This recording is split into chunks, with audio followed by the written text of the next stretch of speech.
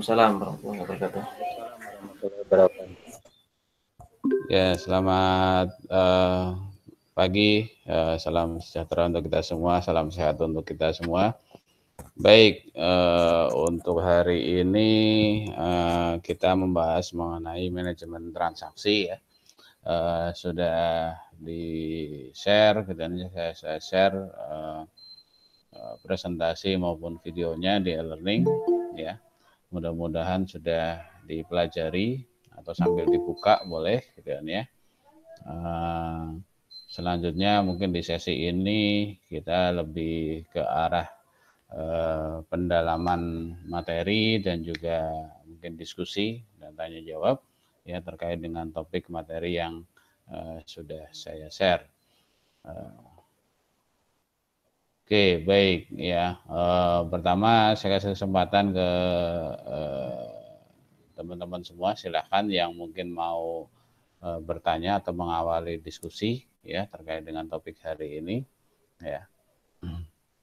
Atau mungkin topik yang minggu lalu, karena minggu lalu kita nggak sempat diskusi secara langsung ya mengenai keamanan data dan database gitu ya. Itu juga masih dipersilahkan untuk diskusi hari ini ya, karena minggu lalu kita akan presentasi dan sesi diskusi online tidak ada ya, hanya lewat forum diskusi gitu ya, yang kebetulan tidak ada yang posting kalau nggak salah gitu ya.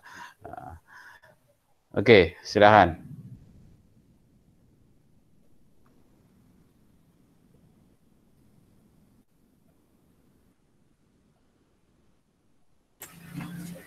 Selamat pagi Pak Ahmad Solihin.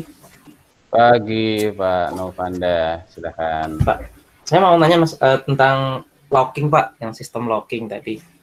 Iya, betul. Kalau sebuah transaksi sedang diproses kan beberapa ini kan di locking dia transaksinya. Ya. Itu dari sisi aplikasinya sendiri itu masih bisa akses atau enggak sih Pak? Soalnya saya dulu pernah memanage suatu aplikasi di perusahaan finance. Itu ketika base system lagi berjalan, itu kan transaksi sedang diproses Pak di malam. Ya.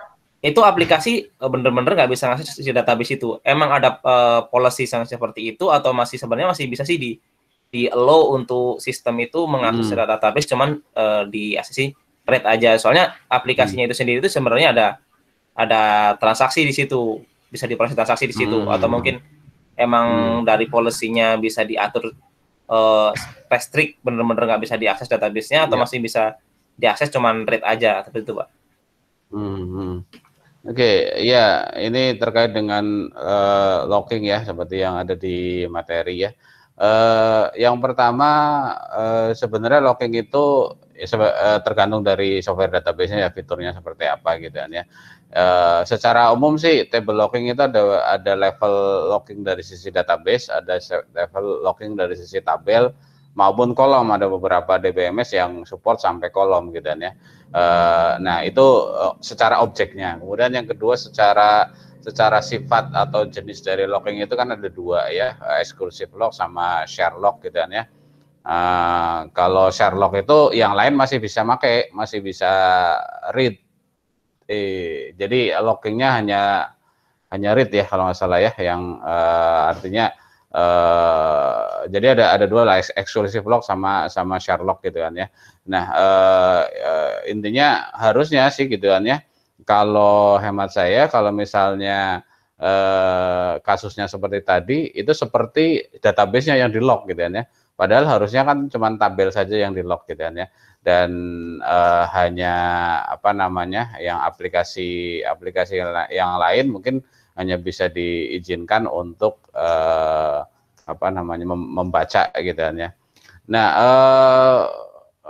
ya itu tergantung dari polisi dari si aplikasinya itu sendiri sih, saya pikir gitu kan ya. Tinggal kita maunya seperti apa. Namun kalau ditanya pernah nggak pakai model locking segala macam, saya terus terang belum pernah. Ya belum pernah sampai oh ya ini eksklusif lock ini dan sebagainya gitu kan ya. Alasannya kenapa gitu kan ya, karena setahu saya gitu kan ya, database saat ini gitu kan ya, itu sudah menerapkan semacam logging otomatis. Jadi permasalahan-permasalahan yang terjadi yang di presentasi itu gitu kan ya, itu sangat jarang ya, sangat jarang terjadi di database modern gitu kan ya, karena sudah diatur lah gitu kan ya, transaksi mana atau proses mana yang akan berjalan dan sebagainya gitu kan ya. Yang lebih penting adalah apa namanya, automaticity atau isolation dari transaksi itu gitu kan ya.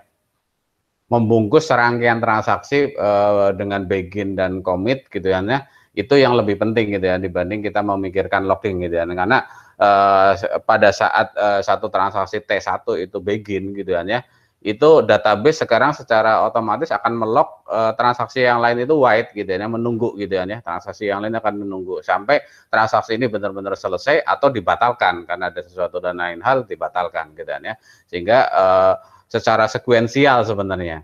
Nah, kok tidak berasa sekuensialnya gitu ya, karena memang sekali lagi database sekarang sudah cukup pintar gitu ya, untuk ya semacam kalau di prosesor itu multiprosesor lah gitu ya. Jadi pengaturan scheduling dari eksekusi transaksi sudah cukup pintar gitu ya, sudah cukup canggih gitu ya. Dan sudah cukup cepat juga gitu ya, sehingga tidak akan berasa terjadi mungkin tunggu-tungguan itu tidak akan berasa gitu ya.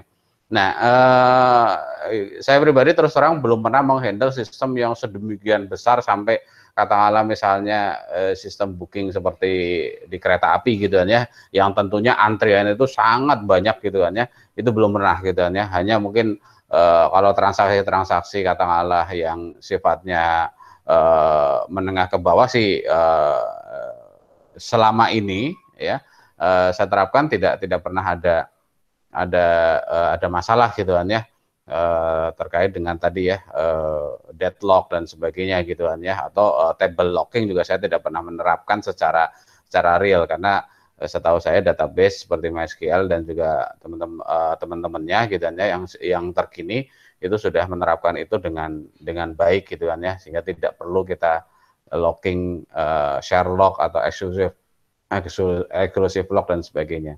Itu sih pendapat saya gitu. Mungkin yang lain mau menambahkan atau mau sharing pengalaman silahkan.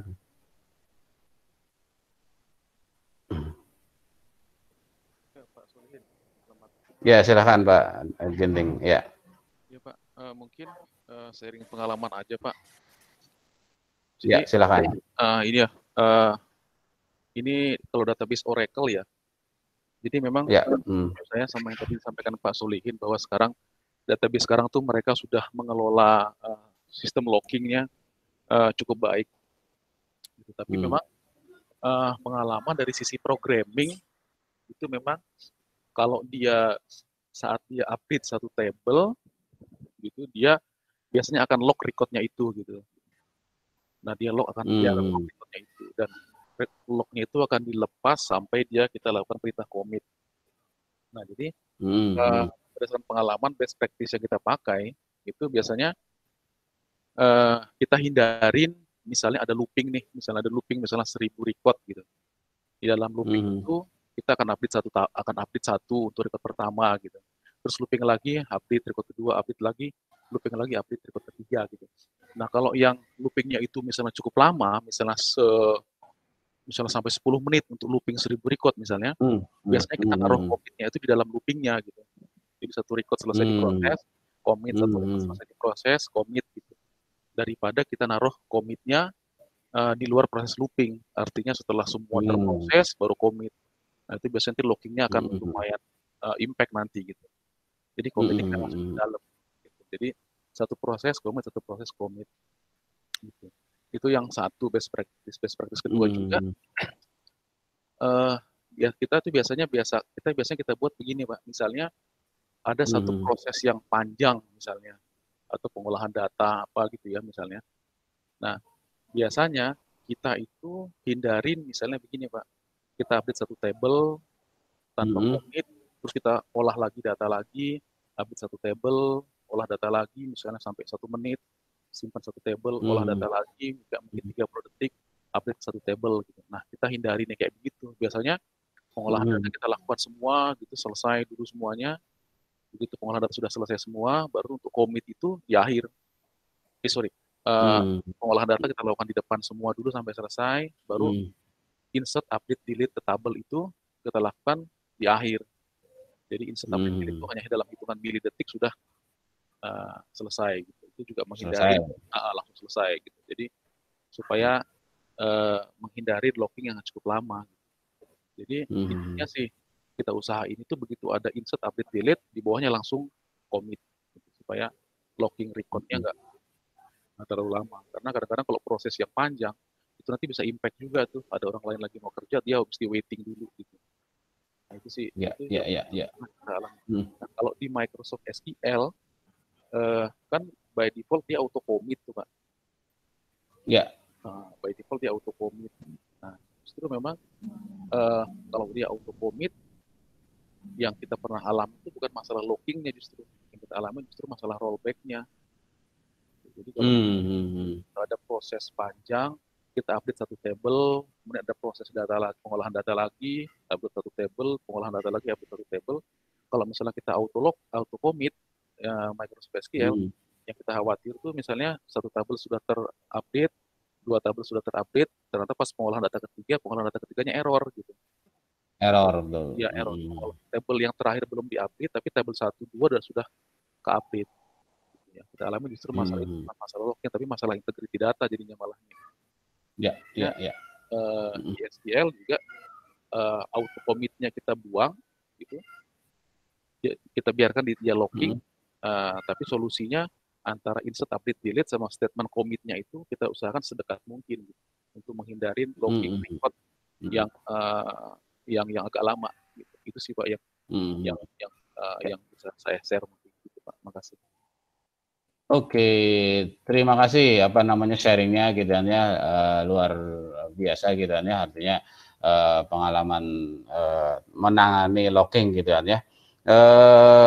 Ya betul sekali gitu. Saya tadi belum sempat menginformasikan atau mungkin menyatakan gitu ya, bahwa memang ada beberapa database yang auto commit ya, seperti MySQL gitu, itu auto commit walaupun itu bisa di nonaktifkan gitu kan ya.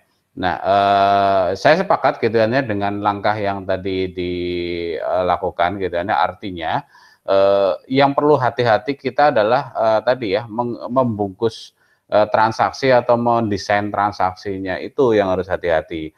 Artinya satu proses transaksi itu idealnya memang seminimal mungkin gitu kan ya, seminimal mungkin. Artinya jangan sampai tadi transaksi begin mulai, kemudian di situ ada pembacaan data, lalu datanya diolah, dikuantifikasi atau diapain lah gitu kan ya, sehingga prosesnya kemungkinan bisa jadi lama ya, sehingga nanti akan terjadi komitnya itu atau transaksi yang lain itu menunggu komitnya si transaksi ini gitu, itu terlalu lama. Jadi lebih baik memisahkan antara tadi, kalau ada proses yang cukup lama, kalau bisa dikeluarkan dari proses begin dan commit. Begin dan commit hanya untuk urusan katakanlah update data dan sebagainya, memang berpengaruh ke database ya, prosesnya ditaruh di luar gitu kan ya.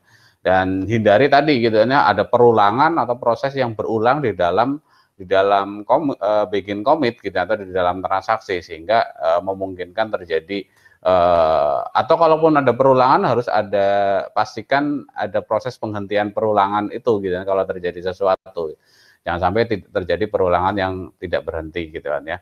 Nah, itu mungkin ya best practice-nya gitu kan ya. Kalau di MySQL ya karena tadi auto commit, sehingga ya memang betul gitu kan ya, seringkali terjadi tadi pada saat rollback-nya itu yang mungkin memungkinkan ada data yang tidak bisa kembali karena sudah auto commit tadi gitu kan ya. Saya kira itu sih gitu kan ya, mungkin ada yang lain yang mau menanggapi, silahkan, atau dari Novanda boleh, atau yang lain.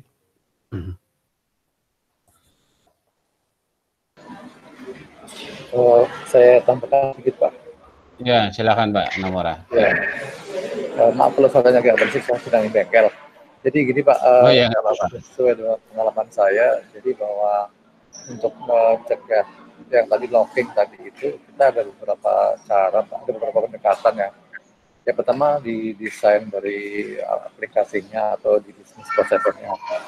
Jadi itu saya yang terkait dengan transaksional di perbankan Pak. Jadi kan itu untuk satu rekening itu kan yang ngehit kan banyak tuh transaksinya, ada yang kredit, mendebit dan segala macam. Nah, itu yang pertama kita buat semacam file control. Jadi ketika suatu record itu dibaca dan diproses, di hold pegangnya di retrieve, itu kita tulis ke suatu table, suatu ya penanggungan sementara. Jadi ada flagging di situ. Jadi selama masih ada di situ, maka proses lainnya atau transaksi lainnya itu tidak bisa mengakses. Dan umumnya sih kebetulan cepat sekali prosesnya. Jadi walaupun dipegang, tapi sebenarnya langsung diproses dan kemudian dirilis lagi. Jadi kebetulan bisa cepat, dan kita selama ini tidak mengalami kendala terhadap adanya locking, atau mungkin ada tapi sedikit sekali ya, karena memang performa ya infrastrukturnya atau servernya itu kan cepat juga, jadi nggak terasa. Tapi itu sangat membantu sekali untuk mencegah kalau ada ya tadi, mencegah integritas datanya. Kadang ada yang rekening ini dia saldo awalnya berapa, kemudian ada mutasi berapa, saldo ada berapa. Kalau di tengah itu ada yang hit, itu pasti tidak konsisten ya, tidak terjaga integrasi datanya.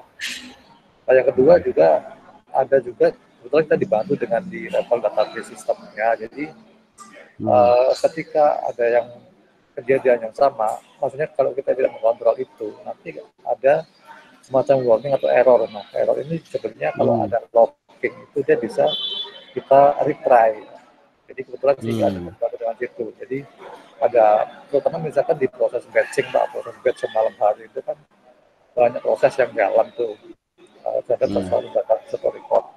Nah, nanti operator akan ngasih tahu nih kalau sesuatu hal terjadi terhadap suatu data kaitannya dengan locking tadi, itu dia akan muncul message-nya gitu. Jadi database sih yang menghandle terus terang. Jadi akan ada pilihan apakah akan di retry atau di cancel atau di dump misalkan. Nah itu tergantung kondisinya.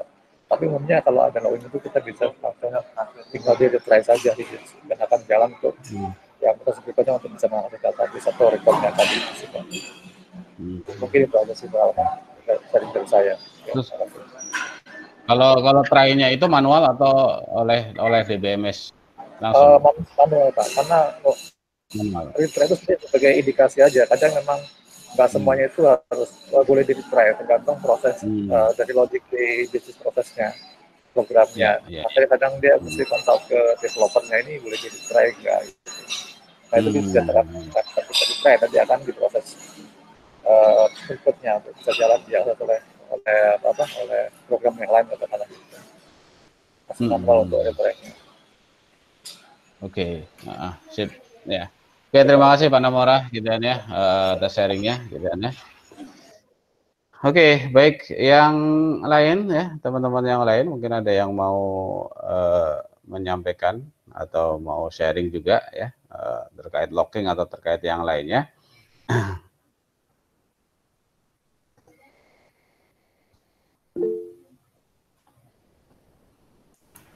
Ya Pak, Pak Timothy, silakan.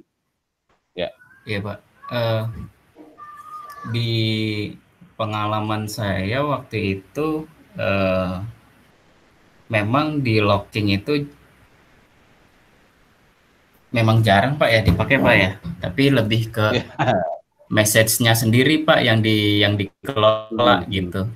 Jadi ketika karena seringkali kan misalnya kita bicara transaksi itu, transaksinya tidak berasal dari internal platform kita gitu, bisa jadi dari eksternal platform gitu ya. Nah, yang dilakukan salah satunya adalah dengan menggunakan message queuing itu Pak. Jadinya justru message-nya yang diantrikan gitu Pak. Jadi message-nya masuk, lalu diproses, baru berikutnya baru message-nya lagi gitu. Jadi ketika user ngehit, sebenarnya udah mereka ngehit aja gitu, terproses, tapi terproses di message queuing-nya sendiri gitu. Jadi dari sisi database-nya lebih rapi karena ketembaknya satu-satu gitu Pak. Jadi nggak benar-benar concurrent berjalan berbarengan. Satu itu Pak. Terus kedua juga dulu kita pernah ada kendala ketika kita bikin payment gateway Pak untuk membuka akses pembayaran kita ke pihak ketiga ya. Jadi kita buka service untuk pembayaran. Nah, nanti service itu kita whitelist Pak.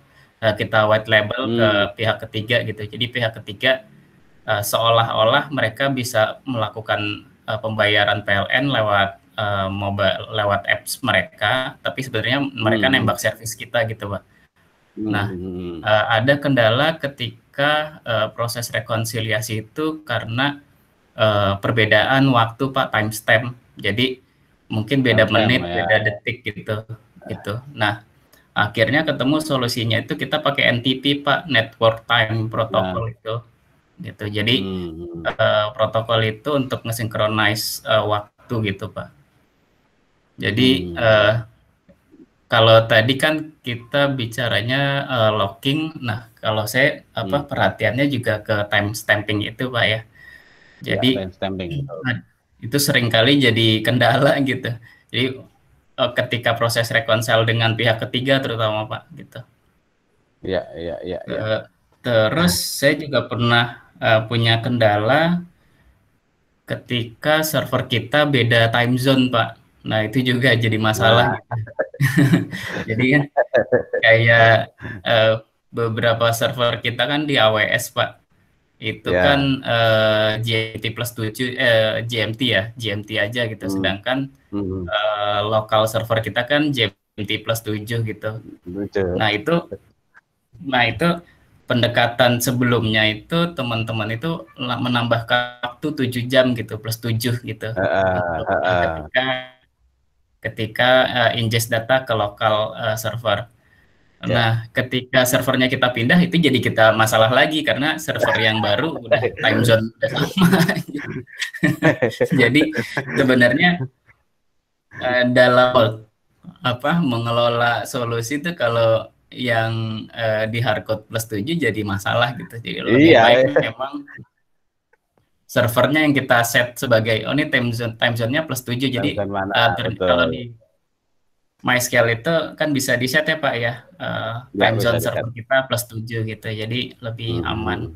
Tapi ternyata itu ada kendala juga Pak, itu kita ketemu masih terkendala juga ternyata. Ketika kita nurunin data dari server GMT plus 0 itu yang bentuknya Postgre ke MySQL di lokal Pak.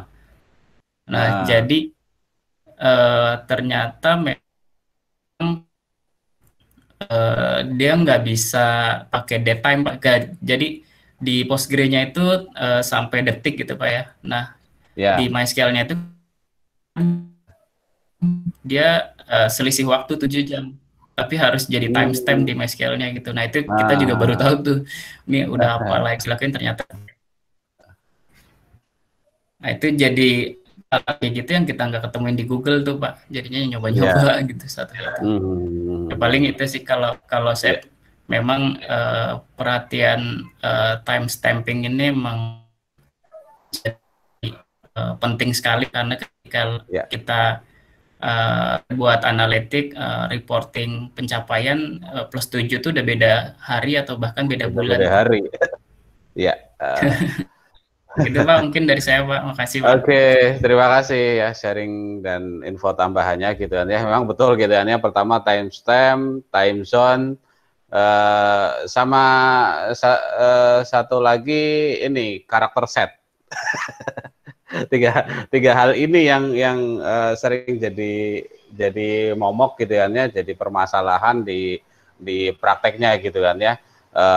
Time zone tadi perbedaan dan saya setuju gitu kan ya, sebisa mungkin tidak hardcode gitu kan ya, karena itu sangat riskan sekali gitu kan ya pada saat kita ganti server atau mungkin code-nya itu dipindah kemana gitu kan ya, dan pengembangnya lupa gitu kan ya, itu harus disetting lah, itu bisa berantakan nanti gitu kan ya, bisa tidak sesuai kan nanti reporting dan sebagainya gitu kan ya.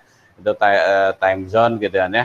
Kemudian tadi apa namanya, betul ya, terkait dengan timestamp itu perbedaan detik pada beberapa kasus, pada beberapa aplikasi itu sangat krusial sekali gitu ya, sehingga itu harus memang harus ditangani dengan baik gitu kan ya. Kalau yang terakhir karakter set gitu kan ya, saya apa namanya pernah mengalami juga ya. Selama ini kalau urusan time zone sih kebetulan karena lebih menangani server di satu tempat, jadi mungkin tidak masalah. Kalau Pak Gunadi mungkin sudah pengalaman multi data source gitu ya, yang berada di tempat yang berbeda-beda, itu bisa jadi masalah gitu ya. Nah, tapi karakter set saya pernah dibuat pusing beberapa hari gitu kan ya, karena perpindahan server, perpindahan ini yang ternyata karakter setnya berbeda gitu kan ya, sehingga proses select, proses join itu nggak jalan semua gitu kan ya. Misalnya ada field A, karakter setnya A, field B, karakter setnya B, itu kalau walaupun sama-sama teks gitu ya, kalau kita join, kalau kita perbandingkan itu menjadi error atau tidak bisa sama gitu kan ya. Nah itu jadi pusing kepala juga gitu ya. Makanya kalau disarankan memang ada converting time zone itu. Jadi pada saat komparasi itu ada fungsi lah gitu ya, yang bisa mengkonvert atau menyamakan karakter setnya gitu ya. Nah ini juga pasti akan jadi masalah pada saat sistem kita memang mungkin berhubungan dengan karakter set yang berbeda. Misalnya katakanlah bagaimana bikin sistem yang misalnya orang non Latin lah gitu kan, misalnya Cina, bahasa Arab segala macam ya, pada saat mereka ngentri kan tentunya karakter setnya mereka bisa masuk ke database, itu bagaimana caranya gitu kan ya. Nah itu akan jadi masalah mungkin gitu kan ya. Oke, terima kasih sharingnya gitu kan ya. Mudah-mudahan juga bermanfaat buat teman-teman yang lain ya, pengalaman tadi gitu kan ya. Nah memang kadang pengalaman tadi gitu kan ya, itu hanya ada di dunia nyata gitu ya. Di dunia akademis mungkin tidak banyak gitu kan ya, tapi di dunia nyata bisa jadi berbeda gitu kan ya. Seperti tadi permasalahan timestamp gitu kan ya, betul sekali gitu kan ya. Alangkah baiknya memang saya lupa lah, ada yang menyarankan gitu ya, kalau menyimpan data urusan waktu lebih baik pakai timestamp gitu kan ya, artinya memang itu sudah standar, mau dikonversi ke karakter apa namanya, ke time zone manapun nanti bisa gitu ya. Jadi jangan langsung dari date time database A ke date time, misalnya ke date time database B, itu terkadang punya rules yang berbeda gitu dan punya format yang berbeda. Mendingan konversi ke timestamp ya, kemudian baru di convert lagi di database yang baru gitu kan ya. Ya merepotkan, tapi ya itulah kenyataannya gitu kan ya. Kadang kita menemui hal-hal yang di luar ekspektasi gitu kan ya, yang tidak ada di teori ya. Seperti mungkin satu lagi pernah saya ceritakan gitu kan ya, masalah tipe tabel ya. Kita pernah bahas mengenai tipe tabel gitu kan ya, InnoDB, MyISAM dan sebagainya gitu kan ya. Mengapa saya pernah mengganti satu sistem ya, terutama yang berkaitan dengan transaksi dari MyISAM ke InnoDB gitu kan ya, karena ternyata di MyISAM itu tipe tabel yang sangat rentan terjadi crash ya. Pada saat hitnya itu tinggi ya, itu sering terjadi crash, dan itu menyebabkan ya proses secara seleknya mungkin tidak ada masalah ya, secara kasat mata tidak ada masalah, tapi pada satu titik contoh misalnya data-data atau field yang sifatnya karakter atau varchar gitu kan ya, itu ada data yang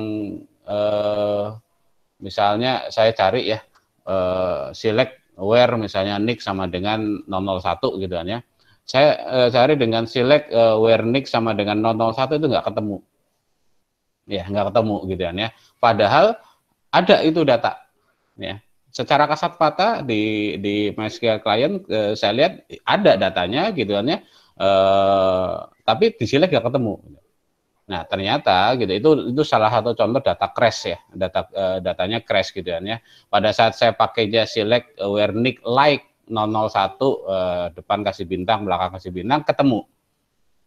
Ya, telusur ya akhirnya saya berkesimpulan bahwa itu disebabkan karena data crash. Kemungkinan mungkin pada saat pencatatan tidak sesuai sehingga ada karakter tertentu yang masuk ke situ atau bagaimana ya, dan itu disebabkan oleh tipe tabel MyISAM gitu ya. Saat saya ganti ke InnoDB, so far udah beberapa tahun tidak ada masalah sih terkait data-data tadi gitu kan ya.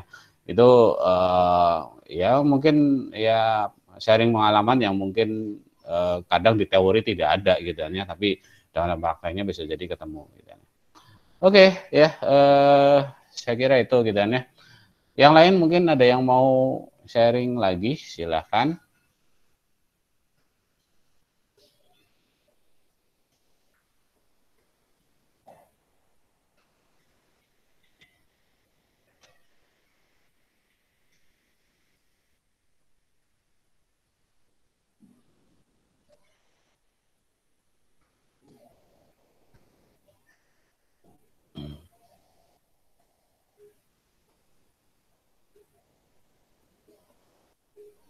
Oke, silakan. Ada yang mau sharing lagi?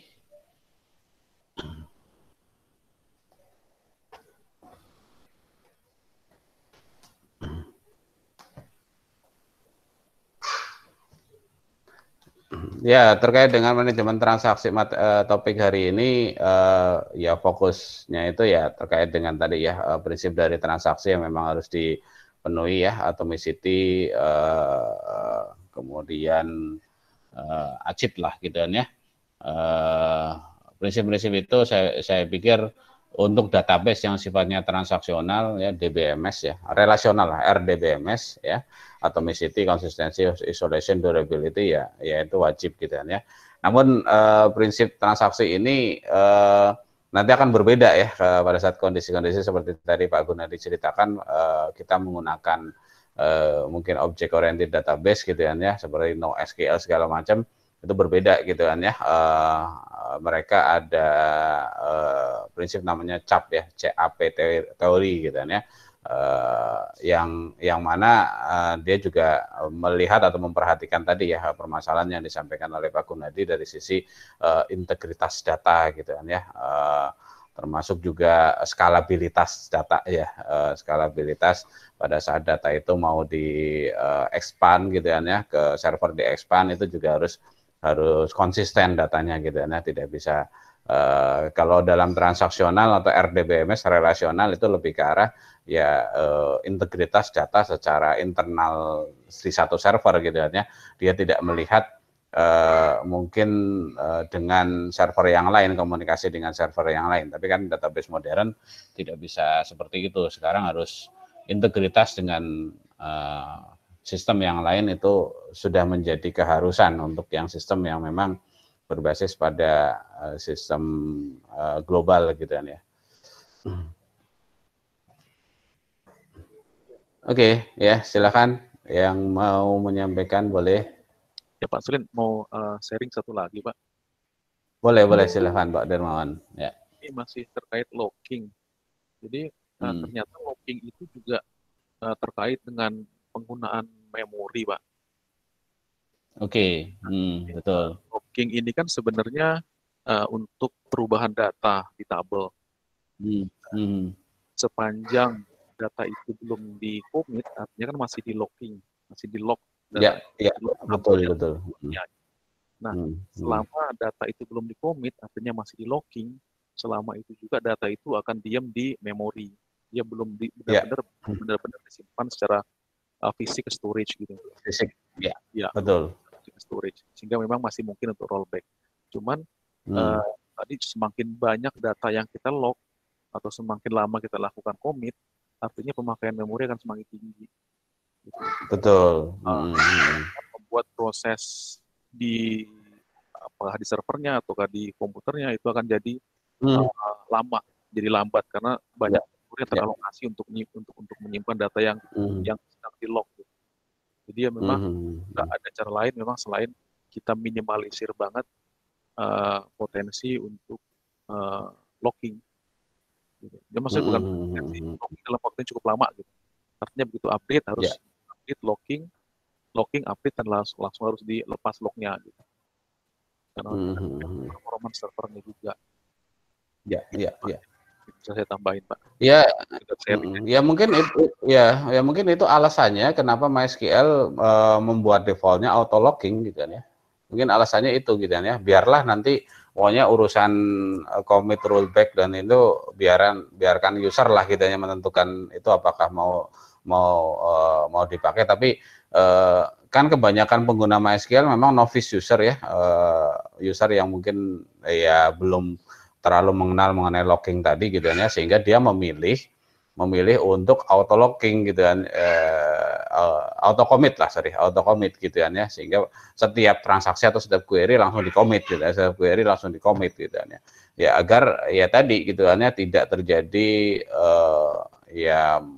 penumpukan ya proses atau memori yang berefek mungkin pada performa gitu kan ya.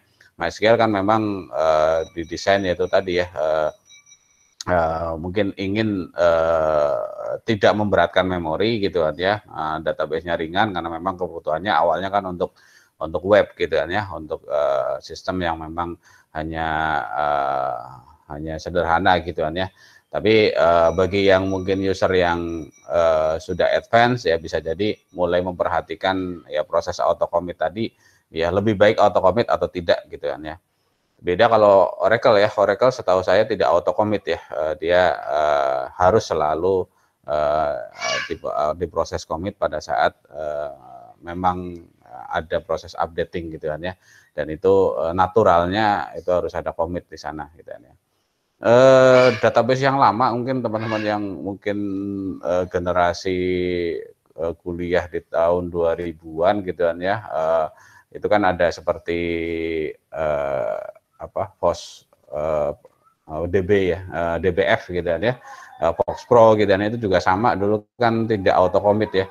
Jadi pada saat kita delete dan segala macam itu hanya ditandai baru nanti ada proses commitnya, waktu itu di ZEP lah kalau nggak salah gitu kan ya, sehingga nanti hilang dari database. Tapi itu khusus untuk proses delete. Untuk insert selalu auto commit juga gitu kan ya. Jadi intinya sih pada akhirnya kita harus memahami sifat dari DBMS yang kita gunakan gitu kan ya, menangani locking itu seperti apa, menangani masalah transaksi itu seperti apa agar kita bisa optimal ya, proses penanganan transaksinya bisa lebih optimal ya. Itu sih gitu kan ya, tanggapan saya. Silakan.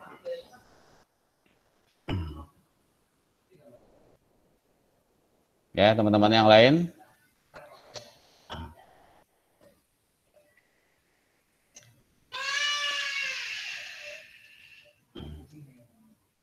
Oke, ada Bu Ruli, ada Pak Nurdin, ada Pak Faisal, Bu Indah, Pak Yuyun, ya,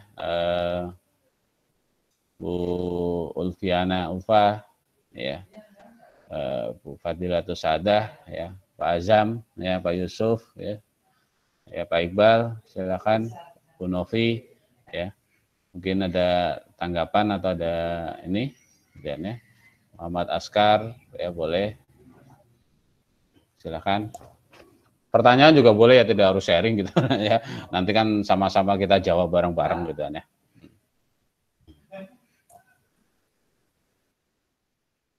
Belum Pak, belum ada Pak, masih menyimak Pak. Siap. Oke, silakan yang lain.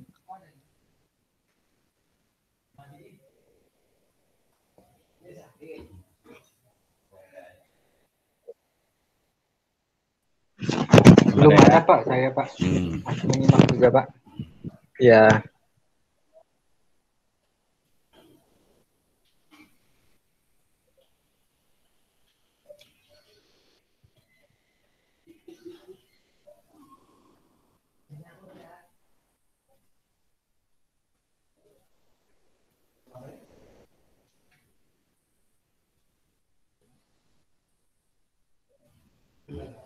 Oke, ya ini agak sedikit apa namanya, ya soal deadlock, ada nggak pengalaman teman-teman yang pernah mengalami deadlock di database sehingga harus di refresh atau harus di apa gitu ya?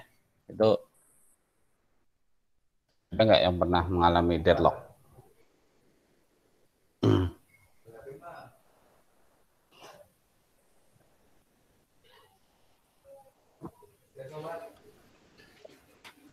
Selamat Pagi, pagi, Pak. gimana Novanda? Ya. Ya. Dulu saya waktu masih maintain database Ya. juga di infrastruktur, itu sering Pak yang seperti yang saya sebutkan tadi, yang masalah locking yang lama dan akhirnya aplikasi nggak bisa ngakses, itu sering jadian database itu locking dalam waktu yang lama, terus akhirnya deadlock sampai pagi hari harusnya aplikasi udah bisa diakses oleh user, tetap nggak bisa diakses karena statusnya deadlock. Akhirnya lockingnya harus dirilis satu-satu. Iya, Pak, benar. Antara di restart servisnya sama dirilis satu-satu sama DBA saya ya. Oke. Itu Tapi saya nggak saat tahu ini?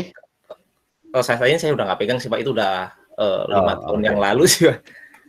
Untuk saat ini saya pengen tahu sih masih ada nggak kendala seperti itu atau ada solusi-solusi? Kalau memang masih ada, solusinya seperti apa sih Pak? Ya sama sih Pak Novanda gitu kan ya. Saya saya kan handle sistem HR di perusahaan nasional lah gitu kan ya, yang sudah hampir 10 tahun lebih lah gitu kan ya. Itu ya pernah terjadi begitu ya dulu di awal-awal implementasi gitu kan ya, itu pernah terjadi yang ya ngehang, bener-bener aplikasi tidak bisa diakses gitu kan ya. Ya waktu itu solusi awalnya ya mau tidak mau kita restart atau kita rilis semua gitu kan ya. Nah tapi setelah itu gitu kan ya, di setiap DBMS saya kan ada fiturnya gitu kan ya, kita perhatikan gitu kan ya, penyebab query atau ngehangnya itu atau deadlocknya itu kan bisa ada beberapa macam ya. Bisa tadi memang transaksi yang saling bertumpuk, bisa jadi memang ada proses query yang lama gitu kan ya. Contoh misalnya gitu, nah ini yang sering membuat query itu lama gitu kan ya. Katakanlah query yang rekursif, ya query yang rekursif misalnya kalau dalam struktur kita mau menyimpan data struktur jabatan misalnya gitu kan ya, kan ada kan tabelnya satu, cuman ngelink ke unary gitu kan ya, ngelink ke tabel yang sama gitu kan ya. Nah kalau kita mau menampilkan struktur itu kan tentunya kita tinggal pakai query yang sifatnya rekursif gitu ya, aplikasi kan begitu rekursif ya, ngeling terus sampai terbentuklah struktur gitu kan ya. Nah itu sering terjadi begini gitu kan ya, struktur itu kan pasti normalnya itu topnya kan cuma satu, sehingga nanti akan terbentuk struktur yang demikian banyak gitu ya, topnya cuma satu. Nah kadang kan user itu entah karena kesalahan, entah karena mungkin kondisi yang mengharuskan itu. Nah, topnya itu terkadang saya tandai itu dengan pokoknya struktur yang paling top itu adalah yang parentnya nggak ada, ya, yang parentnya atasannya nggak ada gitu kan, yang atasannya kosong. Nah, ternyata pada kasus kenyataan gitu kan ya, itu seringkali ada data karyawan baru yang atasannya memang belum disetting, jadi dia dikosongin gitu kan ya. Itu membuat seolah-olah itu menjadi root gitu kan ya, dan rootnya banyak, ya terjadi rekursif tadi, itu membuat database pasti ngehang. Ya, karena dia ngelooping terus gitu kan ya. Maka dari situ ya ya memang peran dari mungkin kita melihat logging message dari database gitu ya, secara berkala di situ gitu ya, mana yang membuat query lebih lambat. Kemudian yang kedua juga mungkin peran dari aplikasi, memang ada gunanya juga gitu ya, bahwa kita setting expire proses gitu ya, di aplikasi kan bisa ya, di server programmingnya atau Apache-nya kan bisa gitu ya, di setting timeout-nya gitu kan ya, itu agar tadi ya memastikan bahwa proses yang tadi itu dihentikan ya, termasuk di database gitu ya, di database setahu saya juga ada timeout dari proses query ya, itu settingannya itu bisa kita setting juga ya, sehingga mencegah tadi ya terjadi proses yang terus menerus gitu ya, tanpa adanya menghentikan, sehingga nanti proses yang lain menunggu gitu kan ya. Jadi itu sih saya pikir pencegahannya, beberapa settingan-settingan advance dari database maupun aplikasi bisa dimanfaatkan saya pikir untuk mengatur itu semua gitu kan ya. Oke, gitu sih tanggapannya ya Pak Novanda gitu kan ya. Jadi saat ini sih alhamdulillahnya untuk aplikasi itu gitu kan ya, itu tidak pernah terjadi mungkin deadlock ya. Paling terjadi mungkin tadi ya karena kesalahan-kesalahan data, pengentrian segala macam sehingga menyebabkan mungkin proses yang tidak tidak berhenti ya, sehingga pada satu modul tertentu tidak muncul atau aplikasinya atau datanya tidak muncul karena memang kondisi data yang berulang tadi, tapi tidak menyebabkan pengaruh ke yang lain karena saya setting timeout ya. Ya pada saat timeoutnya sudah terpenuhi, ya udah di situ tidak muncul aja datanya gitu ya. Nah tinggal pasti user akan lapor dong gitu ya ke kita. Oh ini di sini kok nggak muncul datanya, baru kita periksa. Oh karena gini ya. User kalau ngentri yang benar dong gitu kan ya. Gampangnya begitu. Jadi penting juga kita mengedukasi user gitu ya. Kadang kesalahan-kesalahan atau kondisi-kondisi database yang error segala macam kadang karena user sendiri yang mungkin tidak tahu atau salah ngentri ya, seperti pernah saya sampaikan gitu kan ya, pernah terjadi satu database atau data itu terhapus gitu ya karena ketidaktahuan user, asal memilih opsi gitu kan ya. Kalau saya ada satu modul yang mengimport data presensi dari sistem yang lain gitu ya. Kebetulan memang sistem yang lain itu kan tidak bisa lah dikoneksikan secara langsung sehingga ada proses import gitu ya. Kemudian saya kasih pilihan, import itu mau mereplace data atau mau meng-append atau mengupdate data gitu ya. Nah itu kan user yang nggak tahu ya karena mungkin baru waktu itu gitu ya, itu replace data gitu ya, sehingga dia menghapus data yang lama gitu kan ya. Replace data atau mungkin delete data dulu, ada beberapa opsi lah gitu. Dia salah memberikan opsi sehingga datanya terhapus gitu. Oke, itu sih sharingnya gitu kan ya. Yang lain mungkin ada tambahan?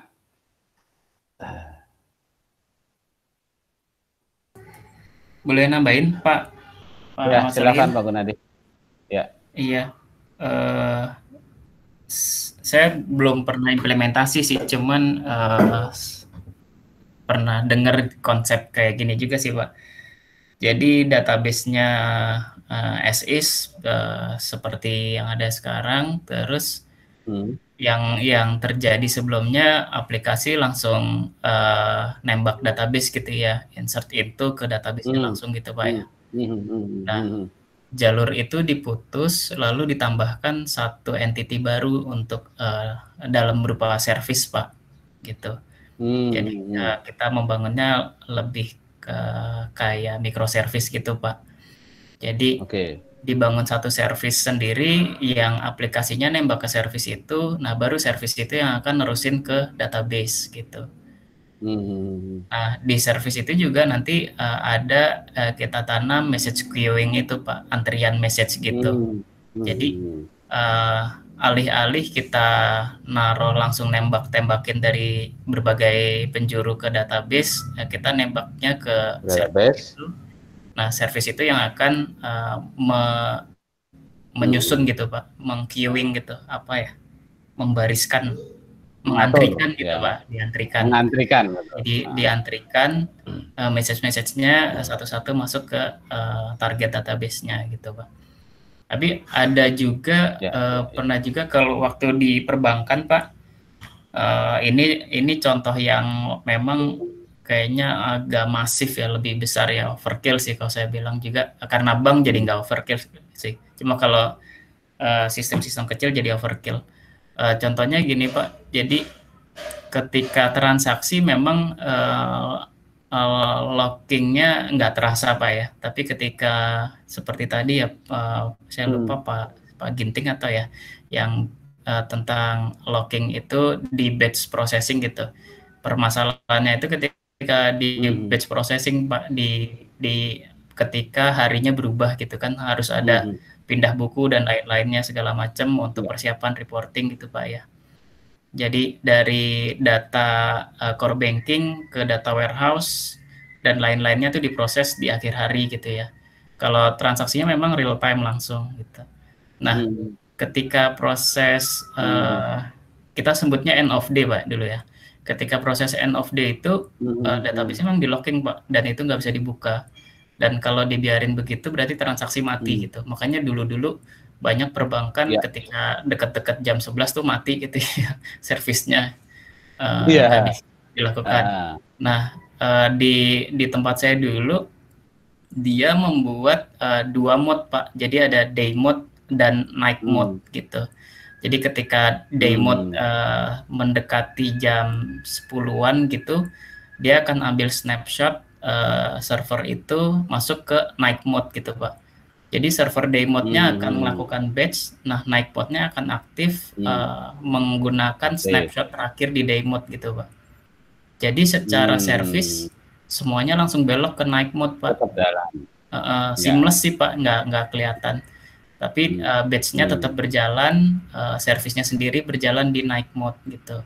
Mungkin secara capacity nggak sebesar day mode Pak ya, karena secara transaksi kan nggak banyak ya di tengah malam gitu ya.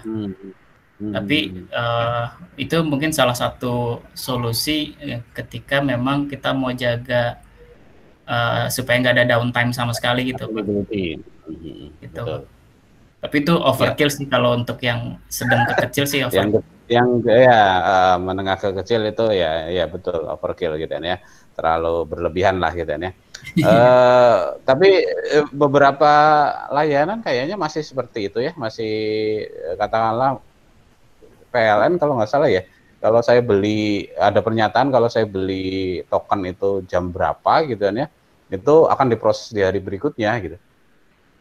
Kalau nggak salah gitu ya. Iya. Masih ya. Kalau saya beli token jam 11 kalau nggak salah 11 malam ya. Iya benar. Itu akan diproses ya. Akan diproses di hari berikutnya. Ya betul, mungkin itu lagi proses batching untuk rekapitulasi segala macam lah gitu ya. Sehingga ditutup ya servisnya gitu ya. Gitu. Tapi ya tadi yang menarik gitu ya, pada saat ada microservice gitu ya. Ya itu memang mengatasi permasalahan di database, tapi sebenarnya muncul permasalahan baru ya di microservice itu. Itu kan ya tinggal pilihan kita lah gitu ya, mau membebani database atau membebani server yang lain. Itu kan memindahkan antrian dari antrian di database menjadi antrian di microservice gitu ya. Tapi karena mungkin itu sifatnya aplikasi sehingga itu mungkin bisa lebih tergantung kuatnya aplikasi itu lah gitu ya. Kalau misalnya aplikasi ini itu memang kuat dan bagus gitu ya, saya pikir mungkin antrian itu bisa lebih diatur dengan baik. Ini kan sebetulnya sama aja seperti katakanlah memindahkan antrian dari yang tadinya fisik harus ngantri di bank atau ngantri di loket gitu ya, itu ngantrinya di web gitu ya, atau di sistem gitu ya sama aja sebenarnya gitu ya. Pasti akan muncul permasalahan baru, yaitu masalah pengaturan antrian tadi. Ya kuncinya adalah ya tadi ya mengatur antrian dengan baik gitu kan ya. Jangan sampai mungkin terjadi terjadi penumpukan yang terlalu banyak gitu kan ya. Ya sehingga ya tetap aja kalau misalnya itu tumpukannya banyak tetap mau diapain ya agak susah gitu kan ya. Seperti antrian tiket gitu kan ya, tiket kereta gitu kan pada saat peak tertentu misalnya mau lebaran segala macam itu kan tidak bisa dihindari gitu kan, tidak bisa dihindari, pasti mau pakai cara apapun antrian itu tetap ada gitu kan ya. Bahkan KAI itu setahu saya gitu ya merefresh setiap jam atau setiap apa gitu ya terkait dengan antrian tadi gitu kan ya, sehingga pada jam-jam tertentu cyclingnya atau siklusnya sejam kalau nggak salah, karena setiap sejam itu biasanya mati, setiap sejam akan hidup lagi gitu dan sebagainya. Itu dilakukan gitu ya agar antrian itu tidak numpuk dan tidak ada transaksi yang gantung seperti tadi gitu ya. Gitu sih gitu ya. Ya itu apa namanya terjadilah di real atau dunia nyata, dan saya kira mengatasinya itu akan sangat beragam solusinya. Tapi yang penting kita semua sepakat gitu ya bahwa tugas kita sebagai seorang developer, DBMS administrator dan sebagainya adalah menjaga integritas data tadi gitu ya, agar data tersebut memang benar-benar valid, benar-benar mungkin terjaga kebenarannya gitu kan ya, dan mungkin tersaji di waktu yang tepat gitu kan ya. Saya kira itu sih gitu kan ya. Oke, teman-teman semua, ada lagi mungkin satu lagi kalau memang masih ada, silakan saya kasih kesempatan. Oh, Pak Ahmad, mohon maaf Pak, saya mau. Ya, Pak Patrisan, silakan. Iya, Pak. Ya, untuk case yang Kang Gunadi Wibowo tadi Pak, case yang seperti itu sebenarnya dari teknologi sudah menyediakan gitu Pak. Kebetulan saya pengguna Oracle Pak ya, untuk QQ background process itu sudah bisa dilakukan di database sendiri. Jadi kita nggak perlu microservice yang seperti itu Pak. Jadi untuk batch job apa segala macam Oracle itu sudah bisa dilakukan. Jadi di proses normal bisa dilakukan, dia bisa memproses lagi job gitu Pak. Jadi untuk ada baiknya juga kita kebutuhan yang kita inginkan disesuaikan dengan database yang kita gunakan gitu Pak. Jadi APBDes 2020 itu tidak terkontaminasi oleh sisa gitu. Nah, iya Pak. Yang tahap ini. Ya, tahap 3. Nah, kalau kita ngambil uang yang berjalan, itu bingung. Bukan sisa dana desa itu. Oke, masih mau dilanjut Pak Patrisan, silakan. Ya, tadi Pak Iqbal agak ini ya. Ya maksudnya kita bisa bocor. Kita bisa compare, maksudnya sebelum ini itulah gunanya fungsional analisis gitu Pak. Jadi kita kebutuhan ini kira database mana yang cocok gitu Pak. Jadi misalnya kalau pakai microservice gitu Pak, untuk yang mengatur segala macam gitu Pak. Nah, kalau kebetulan kita pakai Oracle Pak, jadi jarang sekali end of day itu matiin service apa segala macam, jarang sekali. Jadi berbareng dengan teknologi database, kita bisa memanfaatkan yang kayak tadi, transaksi tidak perlu ada start and commit gitu Pak. Jadi sudah dilakukan yang ini harus di batch proses, dioper ke batch proses. Ini harus dilakukan QQ, dioper ke QQ gitu Pak. Di Oracle sudah fungsi-fungsi itu Pak. Seperti itu. Ini hanya bukan apa-apa gitu. Ya. Oke. Oke, terima kasih Pak Patrisan gitu kan ya. Ya, saya setujunya adalah tentunya kita data DBMS pasti berkembang. Karena DBMS apapun itu pasti dia ingin survive kan ya, sehingga mau tidak mau dia pasti berkembang mengikuti kebutuhan zaman ya. Nah, tinggal kitanya ya sebagai pengguna, sebagai user itu ya selalu belajar, selalu up to date lah dengan fitur-fitur tadi. Nah, tinggal tugas kita adalah mencocokkan ya kebutuhan di lapangan dengan ya tadi fitur dari database ya. Belum tentu juga solusi microservice atau solusi queue dari database Oracle itu belum tentu juga perlu gitu kan ya. Lihat kebutuhan ya transaksionalnya seperti apa. Pada saat mungkin memang pada satu titik membutuhkan queue, ya udah manfaatkan mungkin fitur itu gitu ya. Karena saya yakin pemanfaatan satu fitur atau teknologi baru atau apapun itu ya pasti akan berefek ke yang lain gitu kan ya, berefek ke misalnya performa dan sebagainya gitu kan ya.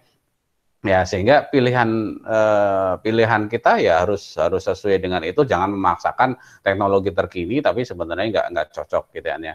Saya sering analogikan sederhananya aja gitu kan ya, kalau kita dapat tugas atau diminta untuk membuat formulir sederhana untuk katakanlah buku tamu di satu website gitu kan ya, ya nggak perlu juga kali kita bikin pakai framework segala macam gitu ya, nggak perlu juga kali kita pakai Oracle yang harus bayar lisensi cukup mahal gitu ya. Walaupun itu teknologi terkini tapi ya karena yang dibutuhkan cuma sederhana ya pakailah yang sederhana. Jadi tugas kita adalah mencocokkan antara kebutuhan dengan solusi gitu kan ya. Dan kebutuhan dengan solusi ini tentunya akan sangat beragam gitu kan ya, sesuai dengan ya kondisi kebutuhan itu sendiri gitu kan ya. Saya sepakat tadi dengan ya analisis kebutuhan itu memang harus matang kita lakukan ya, sehingga solusinya juga sesuai dengan kebutuhan tersebut gitu kan ya. Oke, ya saya kira ya pembicaraan hari ini cukup menarik gitu kan ya untuk kita semua, mudah-mudahan bermanfaat untuk teman-teman semua ya. Untuk kelas hari ini saya kira cukup ya, mudah-mudahan pembahasan kita itu memperdalam ya apa yang sudah ada di materi gitu kan ya. Oke, karena ini sudah 1 jam lebih gitu kan ya. Nanti kalau masih ada pertanyaan boleh disampaikan melalui grup gitu kan, atau media yang lain gitu kan ya. Kalau ada yang mau sharing nanti bisa disampaikan di kesempatan yang lain juga gitu kan ya. Oke, saya kira untuk kelas hari ini saya cukupkan ya. Jangan lupa isi presensi di e-learning gitu kan ya, isi feedback juga ya. Selamat siang teman-teman semua. Saya akhiri. Assalamualaikum warahmatullahi wabarakatuh. Waalaikumsalam warahmatullahi wabarakatuh. Waalaikumsalam warahmatullahi wabarakatuh. Sama-sama. Terima kasih semua. Sehat-sehat selalu semuanya. Waalaikumsalam.